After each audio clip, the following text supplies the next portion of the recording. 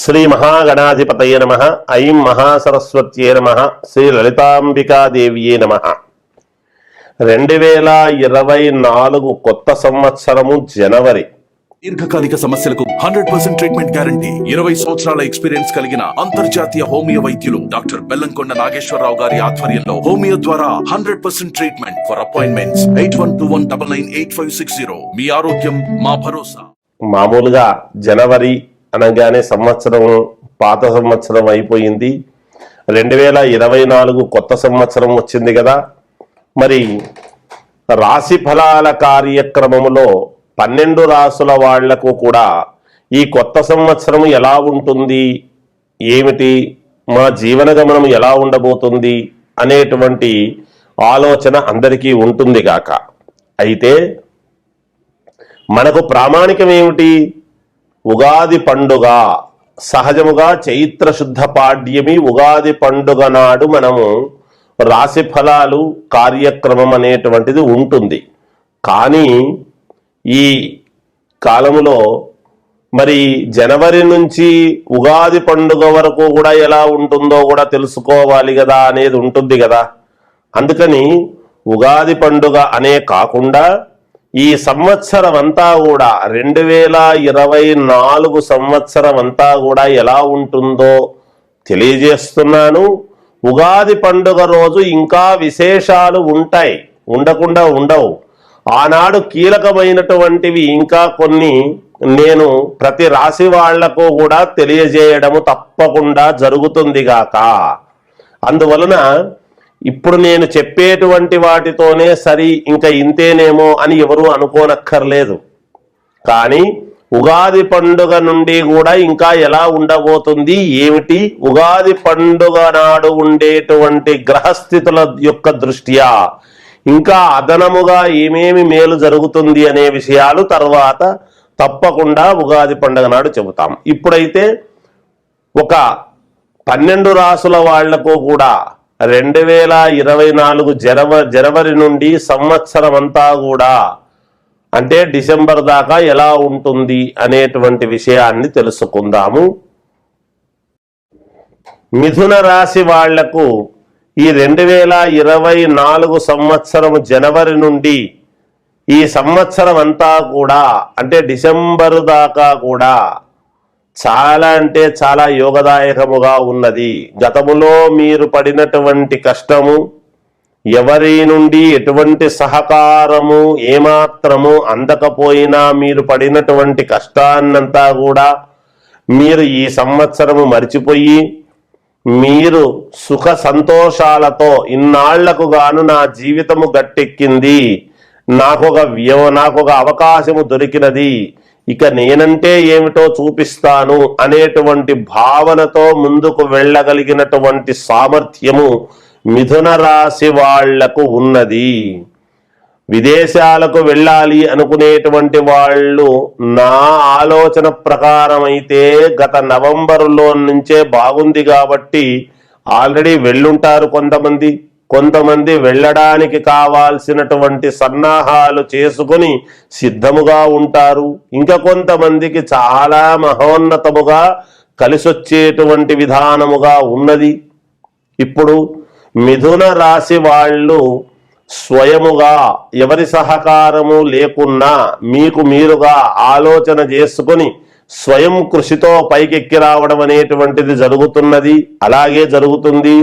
మీకు ఒక మంచి అవకాశము దొరికింది అంటే ఆ అవకాశాన్ని పట్టుకొని ముందుకెళ్ళగలిగినటువంటి సామర్థ్యము మీకు ఉన్నది. బంధువుల నుండి, ఆత్మీయుల నుండి, అందరి నుండి కూడా మీకు సహాయ సహకారాలు పరిపూర్ణముగా అందుతాయి. స్నేహితుల వలన డబ్బు అందుతుంది, ఆల్రెడీ అంది ఉంటుంది కూడా. కొంతమందికి ఖచ్చితముగా ఆ రుణం ఎలా తీర్చుకోవాలి అనేటువంటి దాని మీద నిస్వార్థముగా చిత్తశుద్ధిగా వాళ్లకు త్వరగా ఇచ్చేయాలి మనము సంపాదించి అనేటువంటి తదేక దృష్టితో ఒకటే ఎదుగుదల అనేటువంటి ఒకే దాని మీద మీ యొక్క ప్రయాణము ఉండబోతున్నది. గ్రహస్థితులు చాలా అనుకూలముగా ఉన్నాయి. తర్వాత ఉగాది పండుగ నాటి నుండి ఉగాది పండుగ రోజు ఇంకా కీలకమైనటువంటి విషయాలు మీకు తెలియజేయబడతాయి. ఆదాయ వ్యయాలు కావచ్చు, రాజపూజ్యత అవమానాలు కావచ్చు, మిగతా గ్రహస్థితుల దృష్ట్యా మీకు జరిగేటువంటి గొప్ప గొప్ప విశేషమైనటువంటి పనులు ఏమేమి జరుగుతాయో అప్పుడు తెలియజేయబడతాయి. ఇప్పటివరకు అయితే చాలా అంటే చాలా మహాద్భుతముగా ఉన్నది. కోర్టుకు సంబంధించినటువంటి విషయాలు ఏమైనా ఉంటే తప్పకుండా అవి ఒక మార్గంలోకి వస్తాయి, మీకు ఫేవరబుల్గా వస్తాయి. అవన్నీ కూడా భూముల వలన బాగా కలిసొచ్చేటువంటి అవకాశము ఉన్నది. శుభకార్యాలలో పాల్గొనడము, మిత్రుల చేత కలిసి కొన్ని ముఖ్యమైనటువంటి సందర్భాలలో మీరు కలుసుకొని కొన్ని ముఖ్యమైనటువంటి మాటలు మాట్లాడుకొని మీ ఎదుగుదలకు కావాల్సినటువంటి నిర్ణయాత్మకమైనటువంటి నిర్ణయాలు తీసుకుంటారు. అంతేకాకుండా మీకు అనూహ్యముగా మార్పు జరిగేటువంటి అవకాశము ఉన్నది. ఏది ఏమైనా విద్యార్థులకు చాలా యోగదాయకముగా ఉన్నది. మంచి మార్కులు సాధిస్తారు. వ్యాపారము చేసుకునేటువంటి వాళ్ళు దాదాపుగా మీరు అనుకున్నది అనుకున్నట్టుగా సాధించుకోగలుగుతారు. రాజకీయాలలో ఉండేటువంటి వాళ్లకు కూడా చాలా అంటే చాలా మహాద్భుతముగా ఉన్నది. మీ వ్యక్తిగతమైనటువంటి జాతకాలు చూసుకొని రాసుల ప్రకారముగా బాగా ఉన్నప్పుడు వ్యక్తిగతమైనటువంటి జాతకాలను చూసుకొని దానికి తదనుగుణంగా ఏమైనా మార్పులు ఉంటే చేసుకుంటే నిజంగా కూడా మీకు మహాద్భుతమైనటువంటి యోగము ఉన్నది. ఆ ప్రకారముగా ముందుకు వెళితే మీకు మేలు జరుగుతుందని తెలియజేస్తూ జయోస్తు. మామూలుగా ఇంట్లో ఆడవాళ్ళందరికీ కూడా బయటికి వెళితే భర్త కాస్త మేలుండాలి, 10 రూపాయలు మాకు రావాలి, కలిసి రావాలి. ఉద్యోగాలు చేసుకునేటువంటి స్త్రీలు కూడా ఎంతో తపనతో మాకు ఆదాయం పెరగాలి, కొన్ని పనులు మేలు జరగాలి, ఆ పనులు జరిగితే తద్వారా మాకు కాస్త ఫలితము వస్తుంది అనేటువంటివి, కష్టాలు తీరడానికి, అప్పులు తీరడానికి, ఎంతో కొంత ధనము రావటానికి, ఇంట్లో పిల్లలు సంతోషముగా బాగా చదువుకోవటానికి అన్నీ ఇంట్లోనే ఉంటాయి. చూడండి, ఎప్పుడు కూడా మనం ఇంట్లో ఉండే అన్ని అనుకుంటాం. ముందు మన స్థానము మంచిదై ఉండాలి. మనం ఏది చేసుకుందామనుకున్నా ఒక తపస్సు చెయ్యాలి. ఒక ఋషి అంటే మంచి స్థానాన్ని ఎత్తుక్కుంటాడు. ఎక్కడ బుద్ధి పుడితే అక్కడ కూర్చొని చేయడు కదా, అంతే కదా. అలాగే మన ఇంట్లో కూడా మన ఇంట్లో ఉండేటువంటి మనందరికీ కూడా మేలు జరగాలి అంటే, ఒక రకంగా భర్తకు మేలు జరగాలన్నా, పిల్లలు బాగా చదువుకోవాలి అన్నా, మనకు ఉన్నటువంటి అప్పులు తీరాలన్నా, ధనము రావాలి అన్నా, ఆరోగ్యము బాగుండాలి అన్నా, ఇంట్లో ఉండేటువంటి పెద్దవాళ్లకు అనారోగ్యము లేకుండా పూర్ణముగా ఆరోగ్యవంతులుగా ఉండాలి అన్నా, వీటన్నిటికీ మామూలుగా అన్నిటికీ కలిపి ఒక చిన్న పరిష్కారము అనేటువంటిది ఒకటి చెబుతాను. అది చేసుకోండి, మేలు జరుగుతుంది.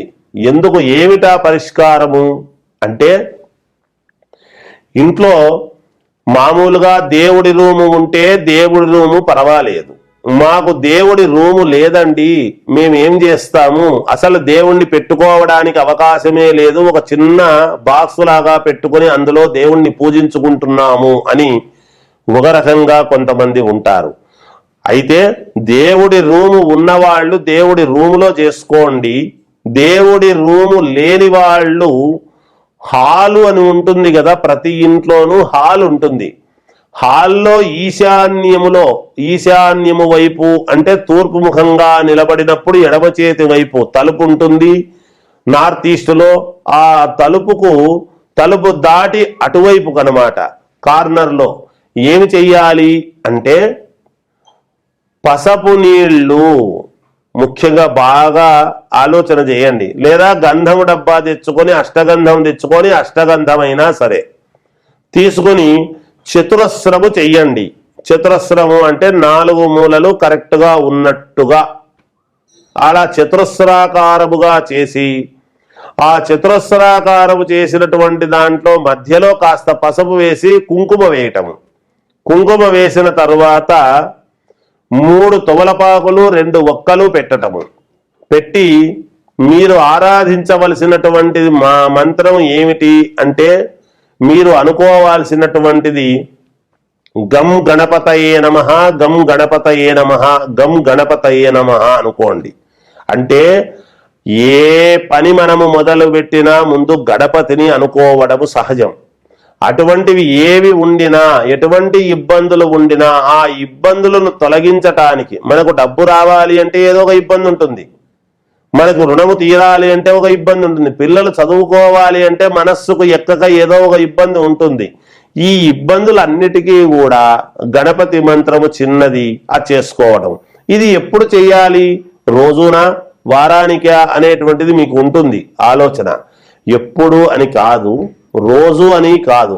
దీన్ని చేసుకోవాల్సినటువంటిది ఏమిటి అంటే మంగళవారము, శుక్రవారము నాడు మాత్రము చేయండి.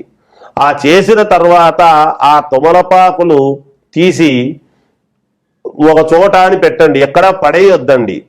ఇలా కొంతకాలము పాటు చెయ్యండి, మీకు తెలుస్తుంది. మేమేదో 6 వారాలు చేశాం గురువుగారు, నెల చేశాం గురువుగారు, 2 నెలలు చేశాం గురువుగారు అనుకుంటే కొంతమందికి నెలకే మార్పు వస్తుంది, కొంతమందికి 2 వారాలకే వస్తుంది, కొంతమందికి 8 వారాలకు వస్తుంది. ఇలా ఎవరి చేసుకునేటువంటి వాళ్లకు ఉండేటువంటి కష్టాన్ని బట్టి అక్కడ ఉంటుంది. కానీ అందువలన ఎవరు దీన్ని తక్కువగా చూడొద్దండి, అది చేసుకోండి. చిన్న పరిహారము కదా, 3 ఆకులు 2 ఒక్కలు పెట్టి గం గణపతయే నమః, గం గణపతయే నమః, గం గణపతయే నమః అని 11 సార్లు స్మరించండి చాలు. 108 సార్లు మిగతా అంతా అక్కర్లేదు. ఇది 11 సార్లు మాత్రం చేసుకోండి. ఇంట్లో ఆడవాళ్ళు మేలు జరుగుతుంది. జయోస్తు.